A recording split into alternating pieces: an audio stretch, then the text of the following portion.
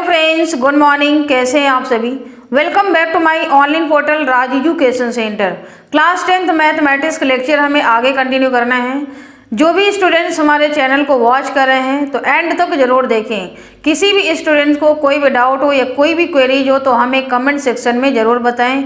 Exercise 3.4 हमें आगे describe करना है। जो रिमेनिंग पार्ट आपका शेष बचा हुआ है उसे हमें डिस्कस करना है, तो बने रहें लास्ट वीडियो में और एंड तक जरूर देखें। यहाँ पर क्वेश्चन नंबर 15 नोट है, the sum of numerator and denominator of a fraction is 4 more than twice the numerator.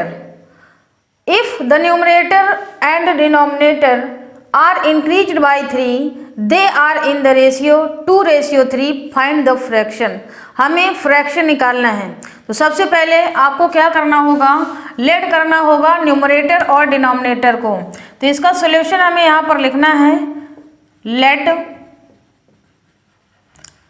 यहाँ पर लेट कर लेते हैं, न्यूमरेटर मान लेते हैं x है और डिनोमिनेटर आपका क्या है, y है। आपका जो फ्रैक्शन होगा वो x अपान y होगा।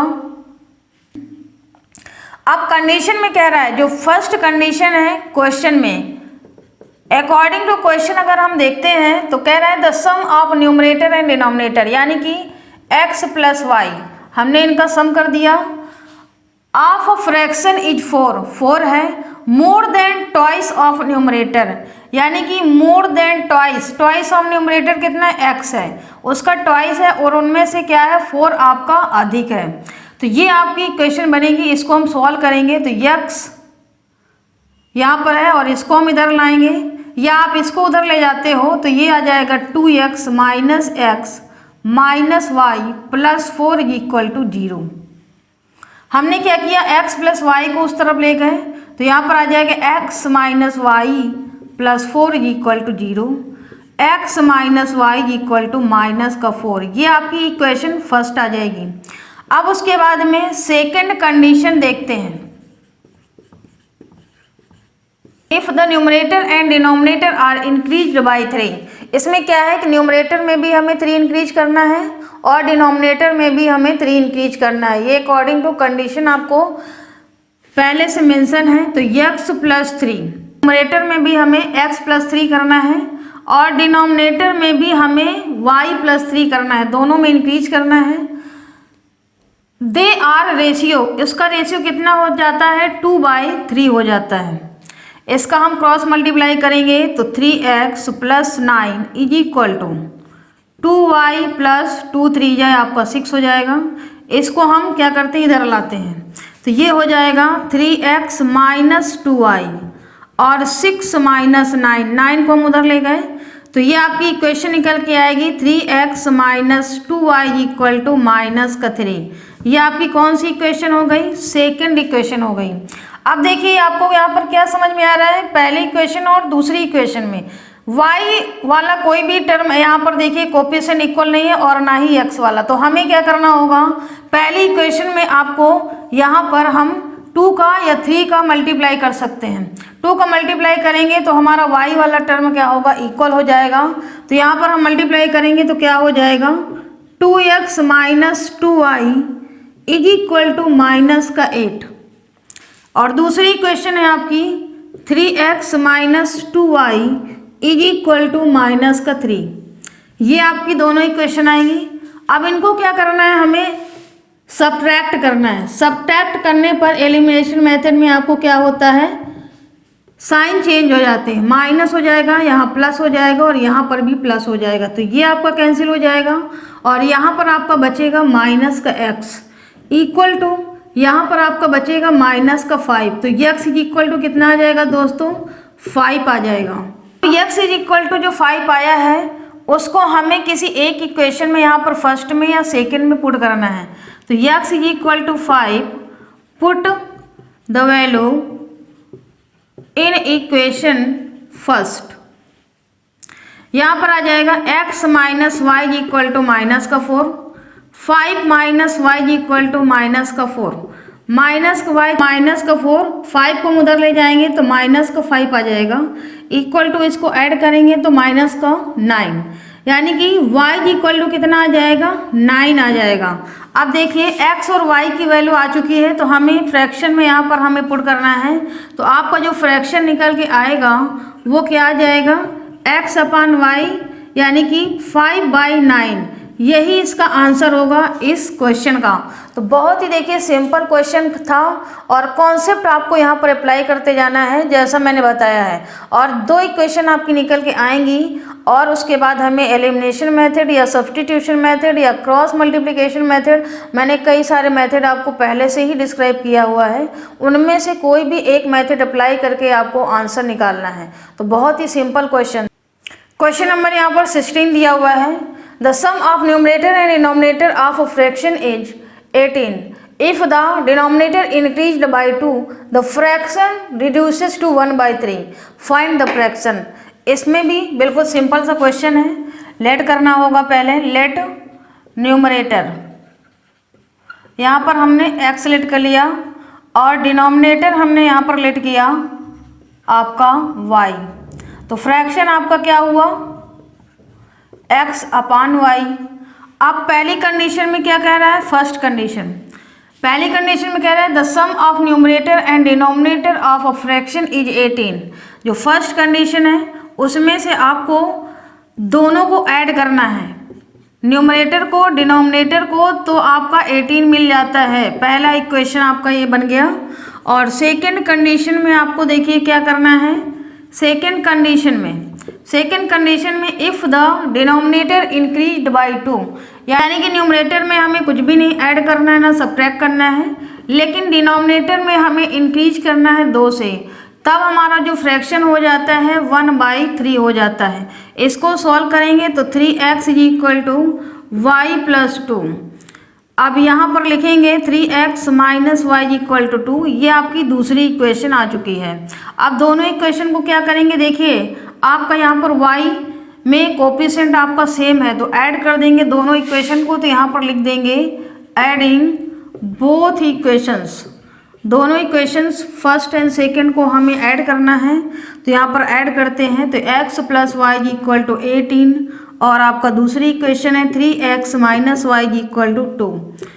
तो ये आपका कैंसिल हो जाएगा, यहाँ पर 4x हो जाएगा और इसको ऐड करेंगे 20 हो जाएगा।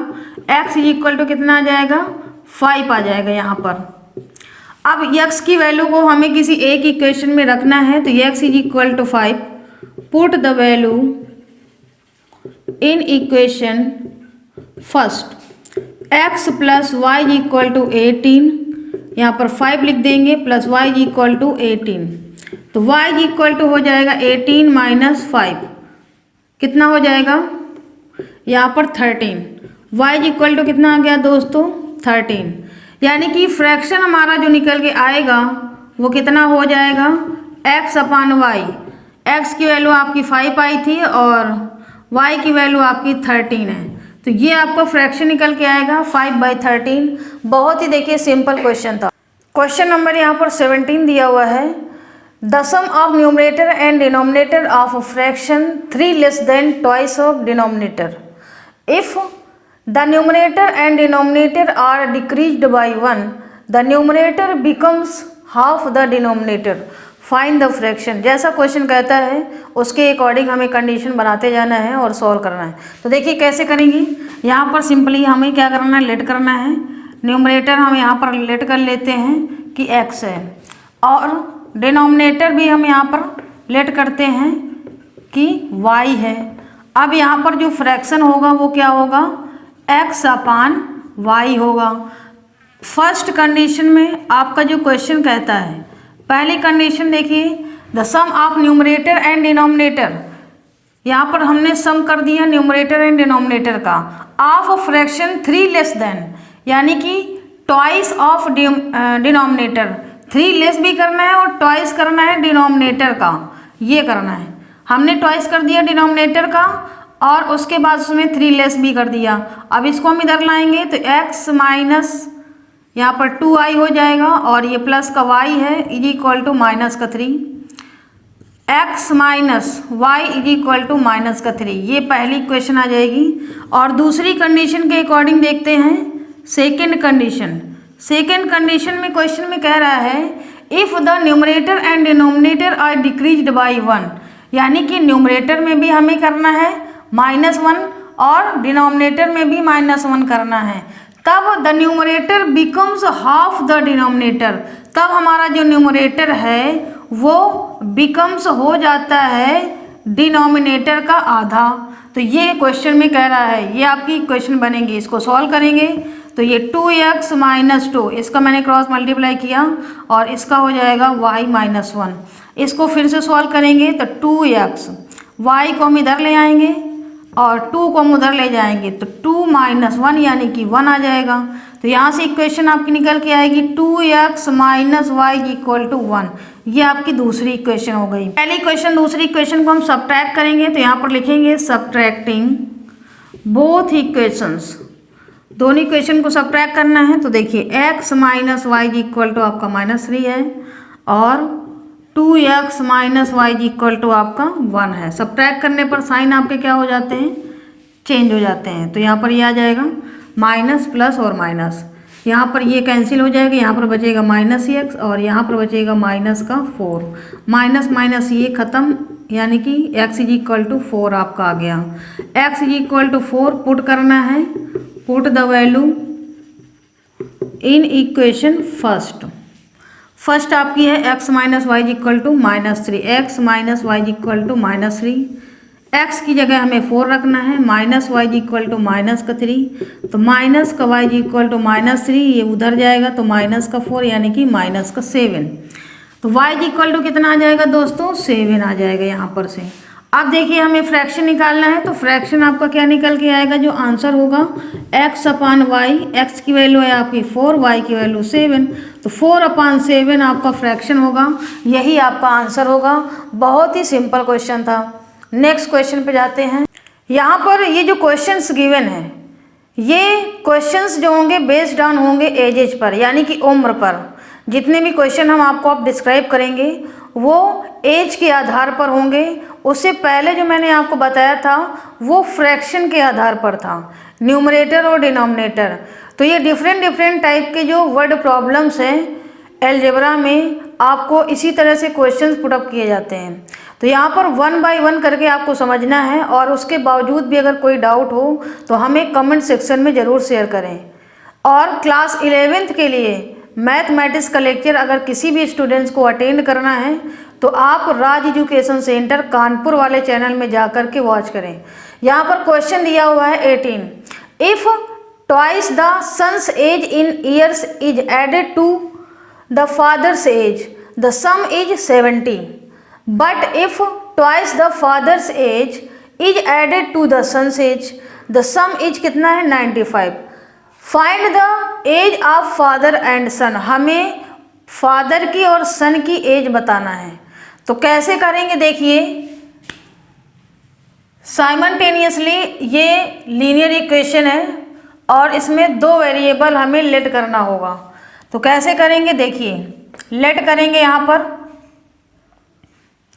पहले हम सन की एज मानते हैं, सन्स की एज कितनी होगी x ईयर, यहाँ पर ईयर लिख देते हैं, x साल है।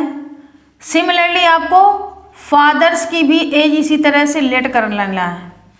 सिमिलरली आपको यहाँ पर फादर्स की एज भी यहाँ लेट करना है, तो y ईयर है, यहाँ पर y ईयर्स हम लेट कर लेते हैं।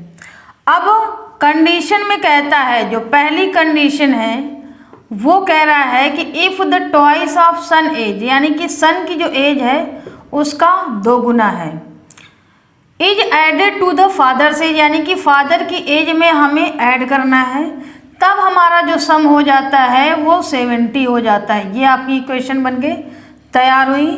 अब सेकंड कंडीशन सिमिलरली क्या कह रहा है, देखिए क्वेश्चन में ही आपका ये छुपा हुआ है, but if the twice of fathers age, यानी कि अब हमें ट्वाइस करना है किसका, फादर्स एज का। हमने 2 का गुणा कर दिया फादर्स की एज में। Is added to the son's age, यानी कि ऐड करना है सन की एज में, तब हमारा सम जो हो जाता है वो कितना हो जाता है 95 हो जाता है। ये आपकी दूसरी इक्वेशन निकल के आती है। अब देखिए यहाँ पर 2x है और यहाँ पर x है, यहाँ 2y है और यहाँ पर कितना है आपका y है।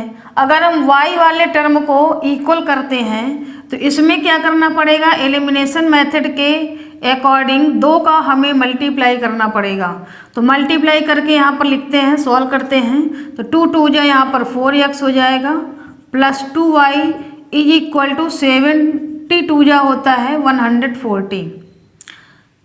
दूसरी इक्वेशन नोट करते हैं, x को हम x की जगह पर लिख देते हैं और y को हम यहाँ पर y लिख देते हैं 2y इज इक्वल टू आपका हो जाएगा 95।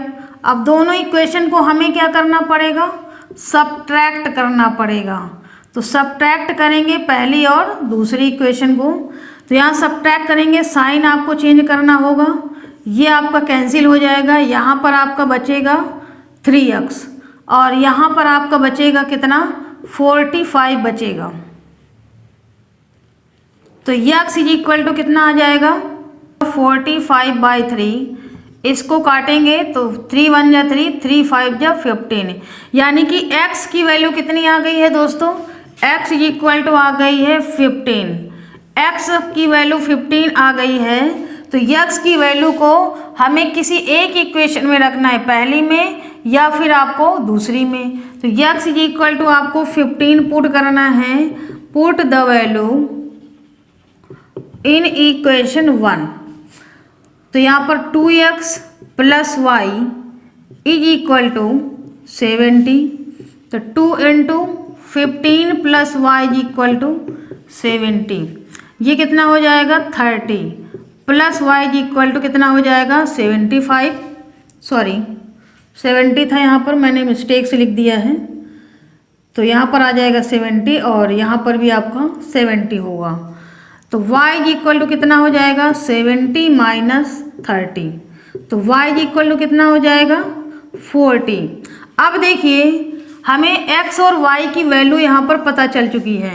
हमने यहाँ पर क्या माना था, जो सन की एज थी वो x थी और जो फादर की एज थी वो y थी। तो y हमेशा देखिए बड़ा आ रहा है, फादर वैसे भी क्या होगा, अपने बेटे से क्या होगा, बड़ा होगा। तो यहाँ पर आपको लिख देना है जो फादर की एज है, यहाँ मेंशन करना है फादर्स एज कितनी है 40 ईयर्स, और जो सन्स की एज है वो कितनी है आपकी 15 ईयर्स। तो इस तरह से आपको आंसर में लास्ट में ज़रूर लिखना है, क्योंकि ये मेंशन करना होगा, एग्जामिनर को ये पता चलना चाहिए कि हमने x माना था तो वो किसकी एज थी और जो हमने y माना था वो किसकी एज थी। तो ये आपको ज़रूर मेंशन करना है।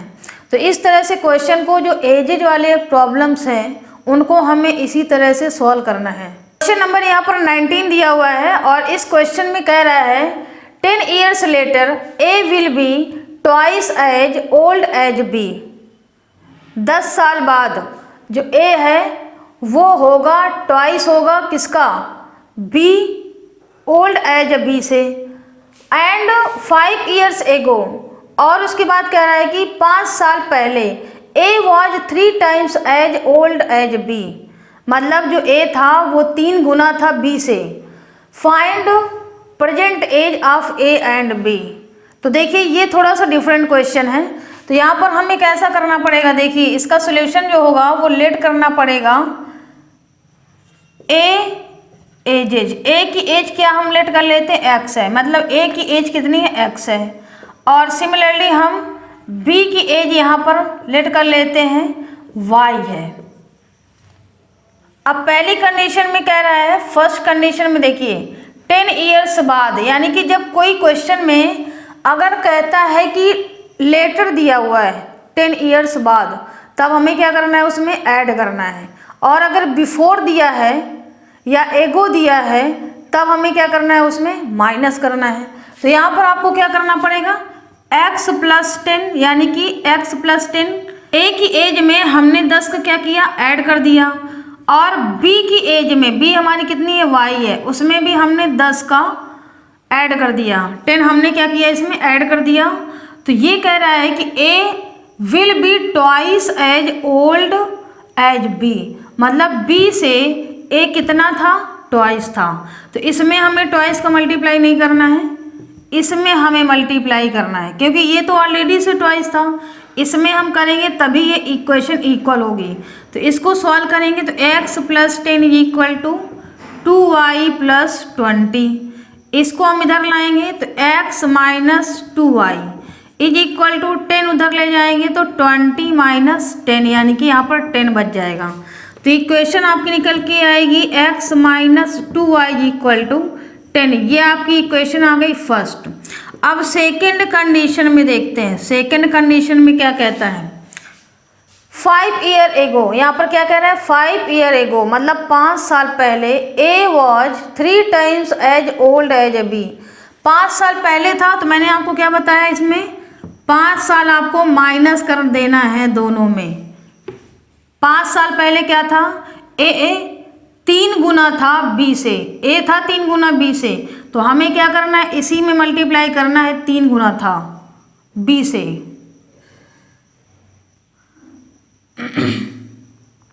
ठीक है, हमें क्या करना होगा, क्योंकि A था पहले से आपका 3 गुना, तो हम इसमें B में मल्टीप्लाई कर देंगे, तो ये हमारी इक्वेशन इक्वल हो जाएगी। तो x - 5 इक्वल टू 3y - 15। इसको हम उधर ले जाएंगे, y को इधर लाएंगे, तो x - 3y equal to minus का 15 प्लस का 5, तो यहाँ पर आ जाएगा माइनस का 10। ये इक्वेशन निकल के आएगी यहाँ पर x - y x - 3y equal to minus का 10। ये आपकी कौन सी इक्वेशन आ गई, सेकेंड इक्वेशन।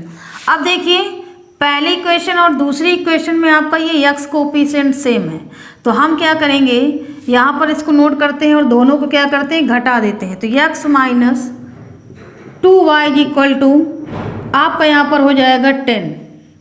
इसमें घटाएंगे तो माइनस साइन होगा और यहाँ पर प्लस होगा और यहाँ पर माइनस, ये आपका x कैंसिल हो जाएगा और यहाँ पर आपका बचेगा कितना, माइनस का y इक्वल टू माइनस का 20। y इक्वल टू कितना आ गया दोस्तों, 20 आ गया। अब y इक्वल टू 20 को हमें पुट करना है, put the value in equation 1 में हम कर देते हैं।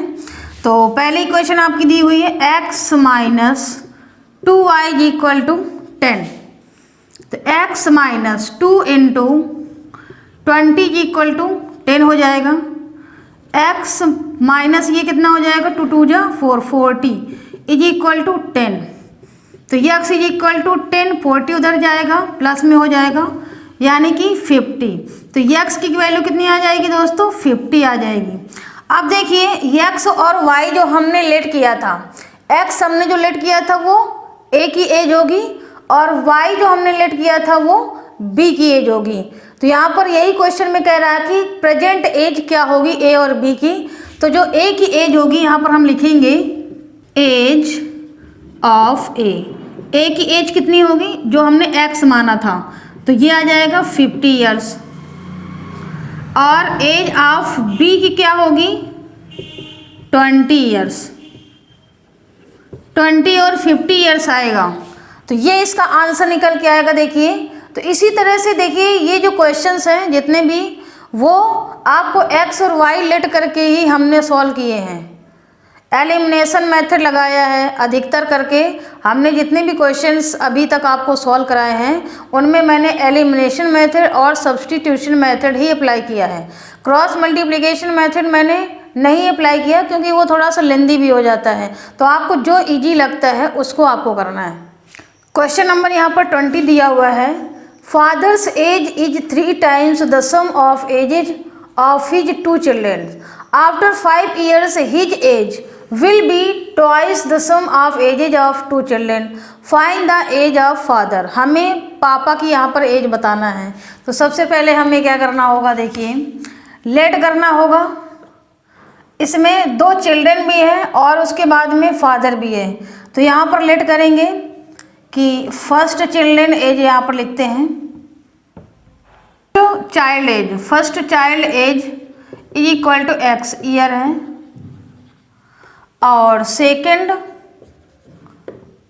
चाइल्ड एज आपकी y ईयर है और फादर्स की एज कितनी है, जेड मान लेते हैं। तो फर्स्ट कंडीशन के अकॉर्डिंग अगर हम देखते हैं क्वेश्चन में, पहली कंडीशन में क्वेश्चन कह रहा है कि फादर्स एज इज 3 टाइम्स, पापा की ये एज क्या है 3 गुना है। जब हम sum of the ages of his 2 children, यानी कि दोनों बच्चों का अगर हम सम कर देते हैं तो पापा की एज कितनी हो जाती है, वो 3 गुना हो जाती है। लेकिन अगर हम इसमें 3 गुना पहले से कर देंगे, और क्योंकि ये पहले से 3 गुना तो है ही है, और इसमें हम 3 का गुणा कर देंगे तो आपका ये इक्वल नहीं होगा। तो हमें क्या करना होगा, इसमें 3 का मल्टीप्लाई करना पड़ेगा, तब ये इक्वेशन क्या हो जाएगी, सेम हो जाएगी। अब यहाँ से हम निकाल सकते हैं x + y = z/3। ये आपकी इक्वेशन फर्स्ट बन गई। अब सेकेंड कंडीशन में देखते हैं।